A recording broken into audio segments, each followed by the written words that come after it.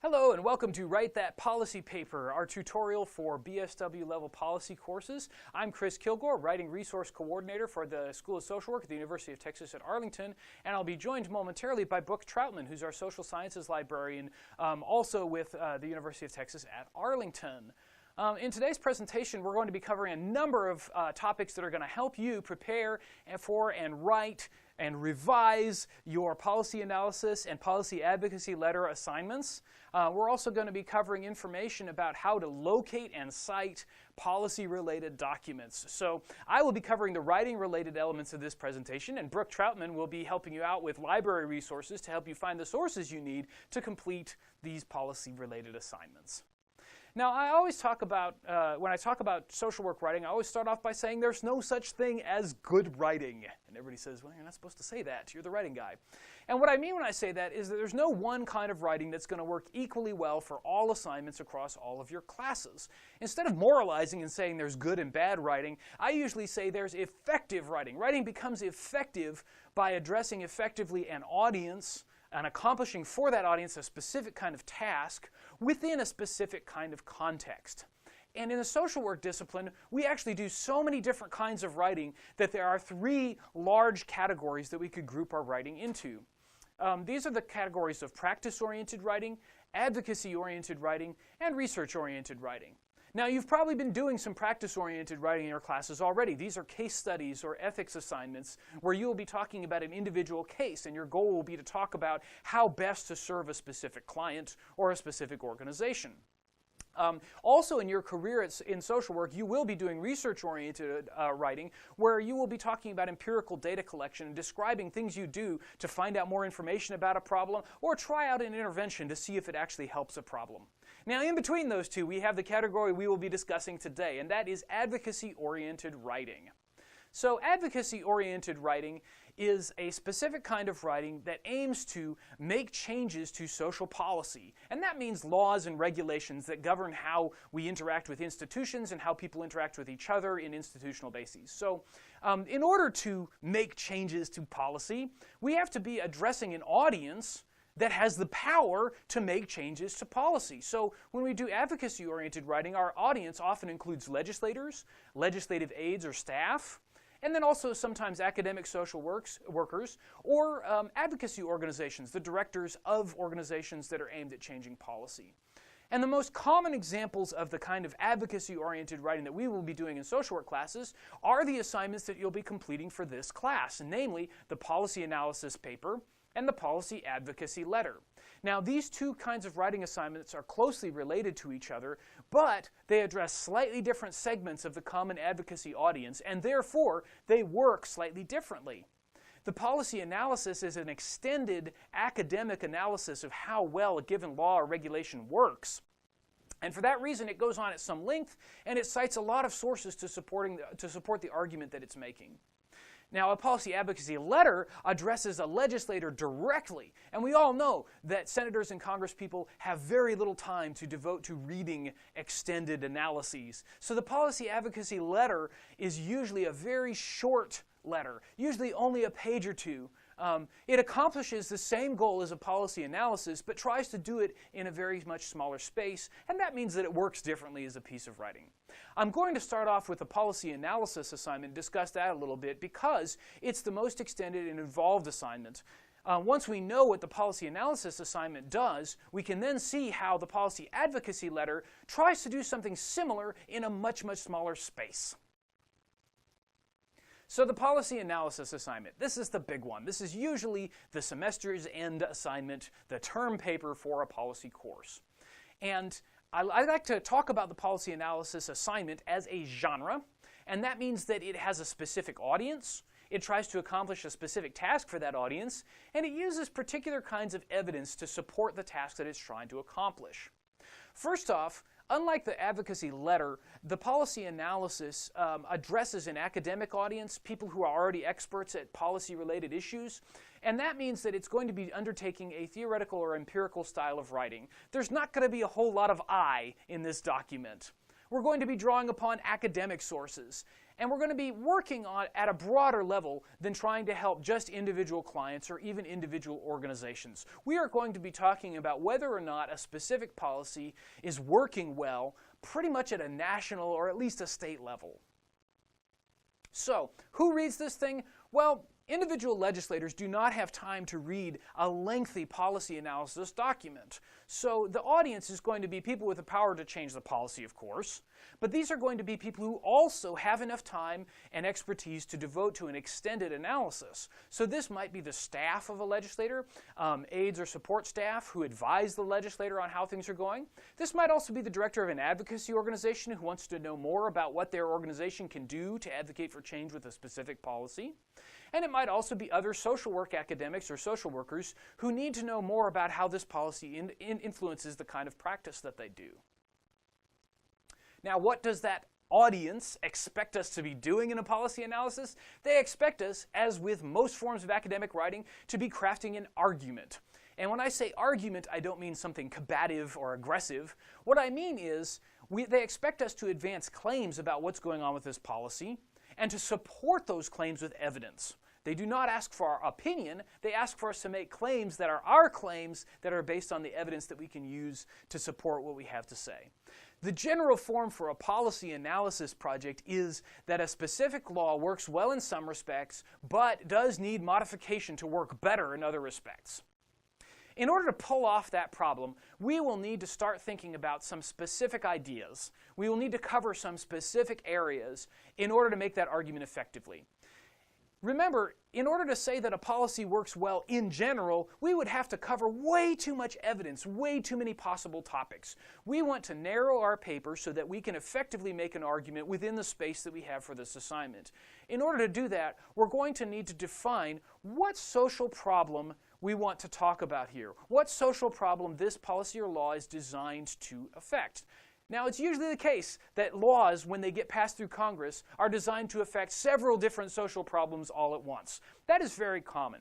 And in order to cover whether the law is effective in general for everything, we would have to cover multiple different problems, and it would take us a really long time to craft an effective argument. So to help make our argument manageable, we're going to want to develop a specific idea about a specific kind of social problem that exists. So part of the argument for a policy analysis paper is that a social problem exists, and it's serious or urgent in some way.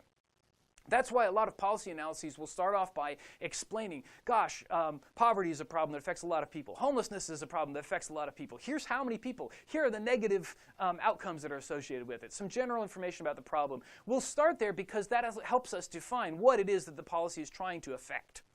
So the second part is we need to be able to show how well the policy works in dealing with that specific problem. Okay, we need to define what it is the policy is doing and how well that's working. Now, this argument that we'll be crafting about how well a policy works has to take a particular shape. We always want to create an outline for our work so that we can undertake it in a methodologically regular, organized way. And the name for that outline is a policy analysis model. Various social work and political science scholars have invented a number of different outlines that we can use to give shape to the argument that a policy works well or doesn't work so well. That's what we call a policy analysis model. It's just a structure for the paper detailing how we know how well the policy works. Now, not all policy analysis models are alike. Some of them are designed for existing policies that have been around for a while, and those models will focus heavily on how well does this policy work. They will ask us to come up with a sense of what its consequences were, what are the outcomes. Some models are designed for new policies that have not yet had the chance to get results, so we'll have to focus more closely on how the policy is designed and how we might expect it's going to work instead of providing evidence that it has worked well or not. Last but not least, we might use some policy analysis models to tackle new policies that have not even yet been passed in Congress. Now, that's often a useful place to intervene for our purposes, for the purpose of advocacy. If a law hasn't been passed yet, we have the maximum ability to affect a legislator's actions and abilities around the policy. So if somebody needs to vote for or against something, we have the power to convince them maybe to do something relatively easy to change how the law is working. So, for the purpose of this class, you will likely be handed a policy analysis model that you are being asked to use. You probably will not have to choose from among a bunch of different possible outlines. When you get to more advanced coursework, if you move on and do your Master of Social Work, you will be taking more advanced policy classes that will say, hey, choose the model that works best for your policy analysis. For our purposes, it's likely that you will be using the Karger and Stubbs model because that is a very common model that's in regular use and it's well documented in the literature. All policy analysis models generally cover some specific topics, so I'm going to cover a few common sections here. Check these against the model that you've been given and make sure that they match up. Make sure that if you have any questions about the specific model you've been asked to use, you may want to consult with your instructor because not all models use all of these sections. So some common sections. We do usually need to establish that the social problem exists and is serious. That's the problem section. The Karger and Stubbs model, I think, calls this the history of the problem. We usually want to distinguish this for the purposes of our analysis from the history of government responses to the problem. I'd call that the policy history section. How has the government tried to address the problem so far? Again, we are going to be in the business of making an argument, so on the basis of your reading on this topic, you're going to come up with a claim. Here's what the government's been trying to do. It passed a policy here, but that wasn't enough, so then it passed a revision to that policy, but that wasn't enough, so then they passed a new policy, right? We're going to have a series of government actions in response to the problem that we defined in that first section. Next, we're going to have to describe our policy itself, the one we're actually discussing. This is what the policy intends to do, the goals that are usually stated in the policy or stated by the legislators who passed the policy, and also what it actually does, the actual features of the policy. It may be useful to locate several documents to help you define this. Often the text of the policy itself is written in a very complex legalese that may be hard to read, so you may need to find some summaries of the policy that are written for legislators as they consider whether to pass it or not, and those often provide summaries of what it does. But we need to have an account of what the policy actually does. So if a policy is designed to combat homelessness and it says the goal here is to reduce the number of people who don't have a place to live, that would be a goal, but then I want to ask, now wait, what does the policy actually do in order to make that happen? Well, it provides subsidies. Well, it provides this and that. You know, what does it actually do? That's the policy description. Then, once we have on the table the problem the policy is trying to deal with and what the policy actually does to try to deal with that problem, now we're in a position to ask, how well is this policy addressing that problem? That's the analysis proper, the meat and potatoes of the policy analysis paper. Now, there's usually two kind of components that we might discuss in this section. First of all, we might want to discuss whether or not the policy is setting goals in good faith, whether or not the goals accord with what the policy actually does. Okay, so the policy says it's going to end homelessness, but it doesn't really do anything that deals with the homeless population in the community. We might want to compare the goals to what the policy actually says it's going to do and see if it works just at that level. But then we might also ask, especially if the policy's been around for a while, did this work? And how would we know that it worked? Okay? This section in particular is going to be making an argument on the basis of your investigation. The policy set out to do these things, but it didn't really provide enough funding to ever possibly get that done. The policy seems to be enacted well, but it's just not having as strong an effect as we might like to. The problem is not getting better. We're going to have to provide data to support that argument. Last but not least, the outcome of any policy analysis. If we're in the business of trying to change policy, we have to be able to offer some recommendations based on our analysis. So if our analysis shows the policy is not working very well, it has not reduced the number of people without homes, it has not provided better support for people to eat enough on a day-to-day basis. If we've discovered that in the policy analysis section, it's going to be our job in the final section to offer recommendations. Based on the analysis, how should we change the policy? Now again, in this kind of paper, we're not usually in the business of offering our personal opinion, so it's often not appropriate to say, here's what I recommend. What we usually want to do is frame the recommendations as, in order to improve the policy, in order to help it meet its goals, Congress should revise the policy in such and such a way. Or perhaps the states should change how they implement the policy in such and such a way, right? We want to offer recommendations for how to change the policy to make it better. Now, depending on the model you're asked to use, you may also be asked to include sections on stakeholders or interest groups interested in the policy. Usually this would appear before the policy description, and we might talk about which politicians were in favor of the policy, which politicians were opposed to the policy, but also possibly which nonprofit groups or other organizations were in favor or opposed to the policy, and which individual citizens might be affected by the policy. All of that information might be covered in a stakeholder section or an interest group section. For new and upcoming policies, and sometimes even for policies that have been around for a while, you may also be asked to discuss feasibility. And this is just a question of, hey, is this going to work? There might be a discussion of political feasibility. Can the political parties get their stuff together and get this passed?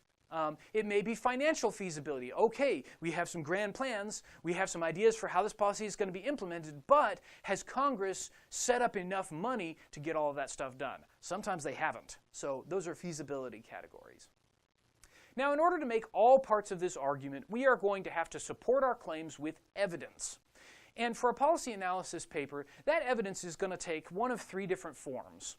First of all, of course, you're going to have to refer to the policy itself. We're going to have to figure out how to locate the text of the policy and read it. But often, as I mentioned before, policies can be written in really dense legalese. So it's often useful to find related government documents. Often when policies are under consideration to be passed by the legislature, various congressional offices will provide written reports that explain in common language, in English, not legalese, what it is the policy is trying to do and what measures it implements in order to make that happen. You can often find these documents as well as the policy itself, and they're useful for helping you describe what's going on with the policy. Secondly, in order to determine whether the policy is working, and sometimes in order to establish why it was passed or why previous policies were replaced, we're going to be relying on what we call evidence-based knowledge, and that's going to basically mean academic journal articles. These are articles published in academic journals that undergo a peer review process. Now, if you haven't heard about peer review before, it's time to get used to that term because it's the gold standard. Academic journal articles that have gone through a peer review process have been reviewed blindly by members of the academic community who have very high standards and will ask for revisions. So this is the gold standard for evidence-based knowledge. This may include other policy analyses. It's possible that other academics have done analyses of the policy that you're covering or of related policies. So you'll want to use this kind of evidence-based knowledge to support your argument about how well the policy is working and possibly about where it came from and why it's here in the first place. Last but not least, you're going to need what I call reliable public data, and that is information, demographic information, statistical information that can be used to establish how serious the problem is, how many people suffer from it. Hey, how many people were without a home during the past year? Hey, how many people regularly don't have enough to eat? These kind of questions can be answered often using government databases and data derived by government institutions, public institutions, government offices, those kind of places. It's perfectly fine to use the websites of those kind of organizations because that's where this kind of information is often stored. So this kind of data can be used for two different purposes. You can use it to establish the seriousness of the problem, and you can often use it to establish whether or not the policy has been achieving the results it says it's going to.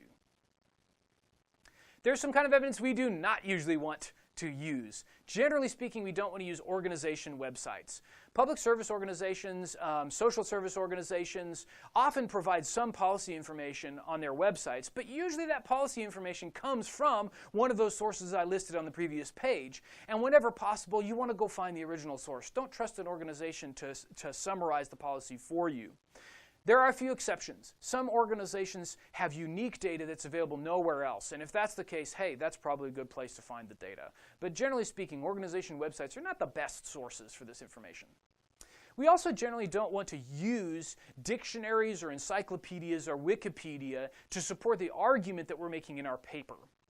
That does not mean you can't use them as you're getting started writing. In fact, it's a great idea to go look on Wikipedia and see what's going on with this policy. But what's best to do is to then look at Wikipedia's reference list and go find the sources Wikipedia used, or go to the library and use the keywords that Wikipedia uses to generate sources that are a little bit more trustworthy. These reference sources usually provide very general information, and it's usually a little bit unreliable. So we want to find the most reliable information we can to support the argument we're making in the paper. That means it's perfectly fine to use Wikipedia to find information, but then you want to go get that information and cite the original source when you go to compose your paper. Last but not least, I sometimes feel like I shouldn't even need to say this, but Joe Schmo's blog is not a good place to look for information. And the catch here is, even if Joe Schmo happens to be a professor, you still don't want to use his personal web page because nobody is peer reviewing what goes on people's personal web pages, so we don't usually want to trust that data. One last caveat. You may be writing a policy that's old enough, has been around enough that other people have done policy analyses on it. Be careful not to let other people's policy analyses take over your paper. Basically, if you find that you're constantly using only one source throughout your paper, that's cause for a little worry. You want to make sure that you cover enough different sources that you've considered all angles of the discussion. Readers, especially if they see one source cited over and over again, they may start to wonder, well, why do I need to read your paper when I could be reading that other thing that you're citing so often? So really try to read as broadly as you can and use as many sources as you can find. Now, as a matter of process, how do we get started? Well, start with the most important components of this process. Start off with knowing what your social problem is and look for information about it. Really understand, how does this social problem work? If I'm working on a policy that's designed to combat homelessness, I want to ask, how does homelessness work? What do we know about the extent and nature of the problem? How serious is it? What are the negative outcomes? Start thinking about that, because knowing your problem in detail can help you start thinking about what are the outcomes that this policy is going to try to achieve and how do we go about measuring those outcomes. And so, the second thing you've got to really know is what policy you're working with and what are its components. Remember, if you define your social problem carefully, you may be able to pick and choose certain aspects of a very large policy. Every semester, somebody comes to me and says, hey, I want to analyze the Affordable Care Act. And I'm going to say, well, that's going to take you a long time because that policy is 3,000 pages long. It would probably stand about this tall if we printed it out. Okay? You are fully licensed to say, all right, so if my problem is that people don't have access to insurance, then if I'm going to analyze the Affordable Care Act, I'm not going to need to tackle the whole thing. I'm only going to need to tackle those aspects of the policy that directly address the problem that I'm discussing. You can pick and choose components of the policy as long as you make that clear when you're writing your paper. So, to develop your argument, it's time to start thinking about what social problem am I working with, what policy combats that problem, and what parts of the policy seem to be dealing most directly with that problem. That leads me to be able to start making that argument about how well the policy addresses the problem. So, you can read more about the policy analysis assignment in the Writing Guide for Social Work. In the PDF downloadable version of this presentation, you will have a link on this page that goes directly to my page about the policy analysis assignment. I'm going to talk a little bit about the policy analysis letter. I'm going to go a little bit quickly now because the policy analysis or advocacy letter is a little bit shorter and simpler than the policy analysis assignment. It makes the same basic argument, but it just uses slightly different sources and a slightly different structure to do so. The advocacy letter, or letter to a legislator as it is sometimes called, is what I call hybrid writing, and that means it's going to draw upon not only those academic sources we've just been talking about for the policy analysis, but also on your personal and professional experiences with your clients. Now this one, unlike the policy analysis, is directly addressing a legislator, possibly also legislator's staff. So these are people with the power to change policies, but they're also people who don't have a lot of time. And that means that this letter is going to be short and sweet. It's going to make a similar argument to a policy analysis. A specific law works well in some ways but needs modification.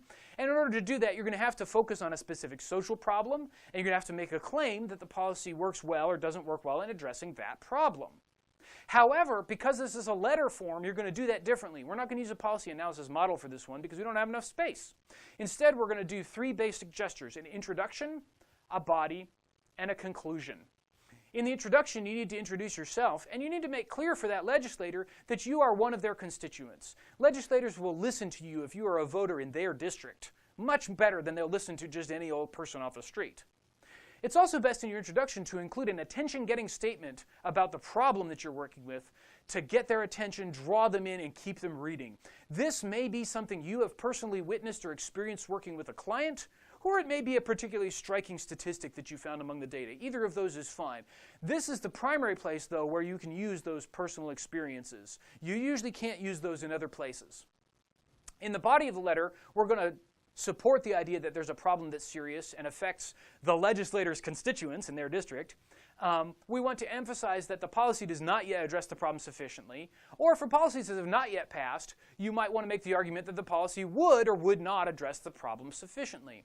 You'll be doing a similar gesture to the policy analysis where you're going to say, hey, here's the problem, here's what the policy does, here's how well that works, but you're going to have to do it in only a few sentences. So you want to be concise and to the point and make sure every sentence counts. You'll also finish with a concluding paragraph in which you'll probably be suggesting an audience outcome.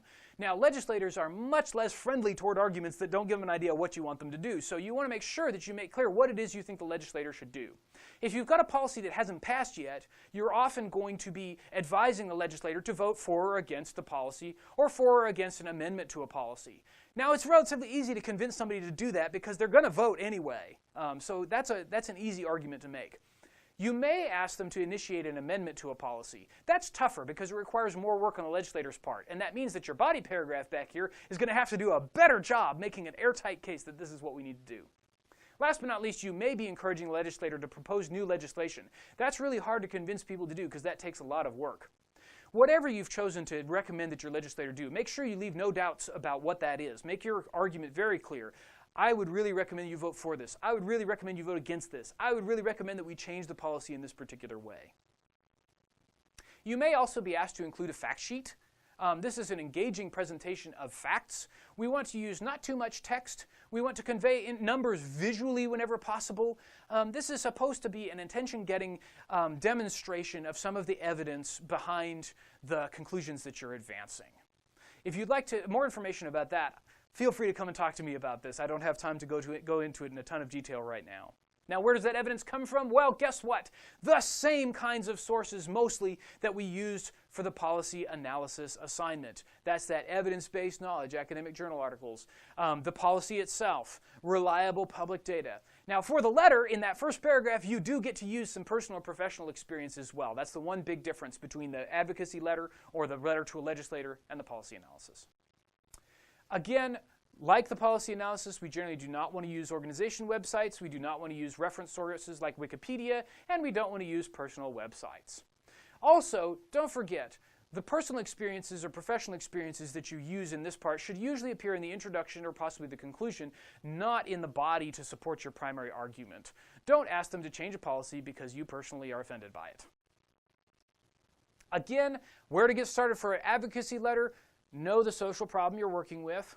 Find some exciting statistics or personal anecdotes, and know the policy that you're addressing very well. That will help you to compose an argument that works effectively. Last but not least, it's not a bad idea to research your legislators' opinions and votes. See how they voted in the past, see what they say they value, and tune your analysis to suit their values. Okay. We've covered both the policy advocacy letter and the policy analysis assignment. You can follow the link that I've provided here to find more information from the Writing Guide for Social Work in the Common Assignments section. Most of the information I've covered here is also available there.